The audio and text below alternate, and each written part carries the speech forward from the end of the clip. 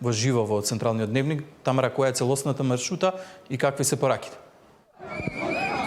Да, еве како што може да се забележи зад мене, граѓанската иницијатива и сите оние граѓани кои што се приклучија на денешниот протест веќе пристигна пред кривичниот суд. Рутата, како што најави ти, започна во 18 часот пред владата, потоа продолжи пред судскиот совет до собранието, а крајната дестинација на денешниот протест е кривичниот суд, каде што и организаторите на иницијативата ќе имаат своје обраќање. Вообичаениот транспарент и они извици кој е следен, доста беше од овој систем, како и доста беше смрт и дека се бараат системски промени, беше извикувано на денешниот протест, но тоа беа и барањата на оние кои што протестираат, веќе и како што можам да забележам пристигнуваат до пред кривичниот суд, како што најавив, каде што ќе имаат и своје одбраќање.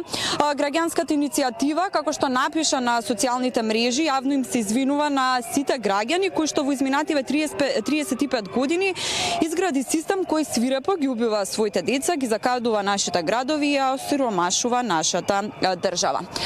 Како што нагласив пред почетокот на самиот протест, пред владата имаше и обраќање на дел од иницијативата, каде што ги повторија нивните барања, па во продолжение ги слушаме. Апелирам до сите граѓани да го кренат својот глас и да кренеме глас против неправдите, конечно да добиеме правда во ова место каде што живееме и безбедност во истото. Благодарам. За денешниот собир, кои се денешните барања? Конкретно се барањата и уште претходно што ги имавме напоменато како е инспекторат, еден број на кој ќе ги добиеме сите инспекторати истовремено.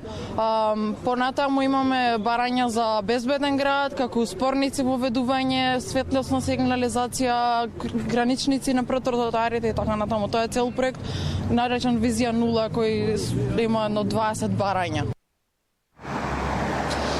Така, уште вчера од иницијативата за денешниот протест најавија дека и при самиот протест пред судскиот совет ќе протестираат барајки судскиот совет да покрене постапка за судијата Илведин Ферати, кој што синоќа ја донесе пресудата за возачот која прегази 22 годишната Теодора. Да напоменам дека семејството на прегазената Теодора се огради од денешниот протест. Целиот извештај околу протестот денешен иницијативата Коеслен ќе го имаме во вестите